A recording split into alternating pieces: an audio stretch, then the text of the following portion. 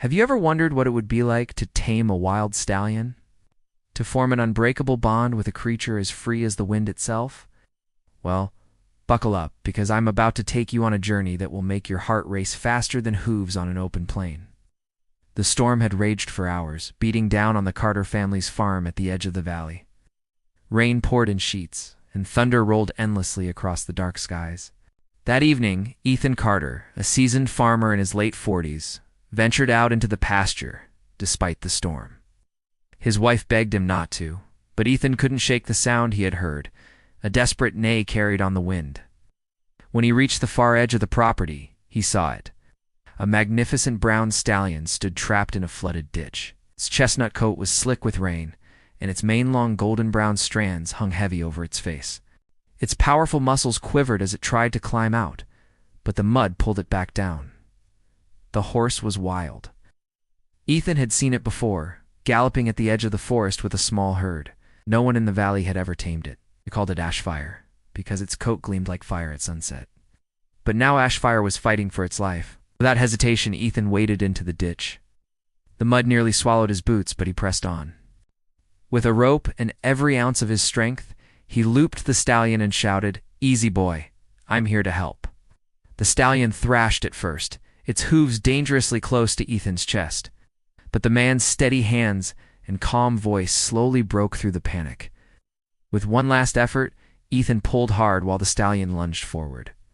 Together, they collapsed onto the grassy bank. Ashfire stood trembling, water dripping from his sides. For a moment, the stallion's wild eyes met Ethan's. Something passed between them, an unspoken recognition. And then, with a defiant snort, Ashfire bolted back into the storm. Ethan watched him disappear into the trees, shaking his head. "You're free now, boy. That's all that matters." Months passed. Storm was long forgotten, but Ashfire never truly left. Ethan's son, Jacob Carter, was 12 years old and endlessly curious. He had inherited his father's love for animals and often wandered near the forest, where he swore he saw the stallion watching him. At first he thought it was his imagination. But then, one day Ashfire stepped out from the trees. Jacob froze. The horse's coat glistened under the morning sun, rich brown like polished chestnut, with a white blaze running down his face. His muscles rippled with raw power, yet his eyes were calm. "Hey there, boy," Jacob whispered, extending his hand. Ashfire didn't flee. Slowly, cautiously, the stallion took a step forward, then another, until at last his warm breath brushed Jacob's fingers. From that day on, Ashfire began appearing more often, always at a distance, always untouchable, but never truly gone. Jacob would talk to him, sometimes even leave apples near the fence. Ethan noticed, but said nothing, simply smiled, remembering the night of the storm. It took months, but Ashfire grew bolder. He would come close enough for Jacob to stroke his mane, then gallop away again. Eventually he began to linger, following Jacob as he walked through the fields. One crisp autumn morning, Jacob climbed onto Ashfire's back for the first time. There was no saddle, no bridle, only trust. The stallion shifted beneath him but didn't throw him off. With a sharp whinny, Ashfire took off across the pasture. "Oh." Jacob clung tightly, exhilarated. From then on, their bond deepened. Jacob often rode Ashfire at dawn, the stallion's hooves pounding the earth like thunder. Together they raced the wind, a boy and a wild horse united by something deeper than ownership-friendship. Still, Ashfire remained wild at heart. He came and went as he pleased, never fully belonging to the farm. But Jacob never tried to cage him. "You're free, Ashfire," Jacob often said. "But I'm glad you choose to come back." One summer afternoon, the skies darkened again.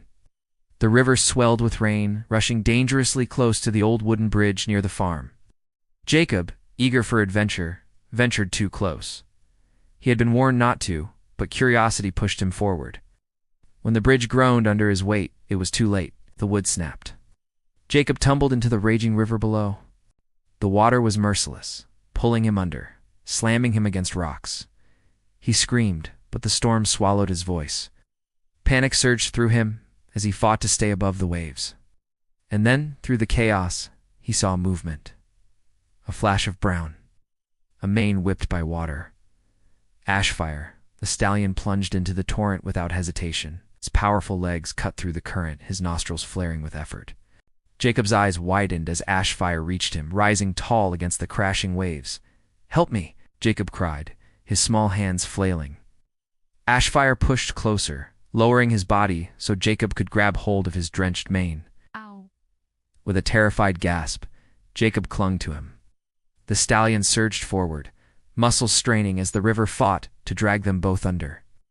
Every second was a battle. The water roared, smashing against the bridge's remains. Jacob buried his face in Ashfire's neck, too scared to look.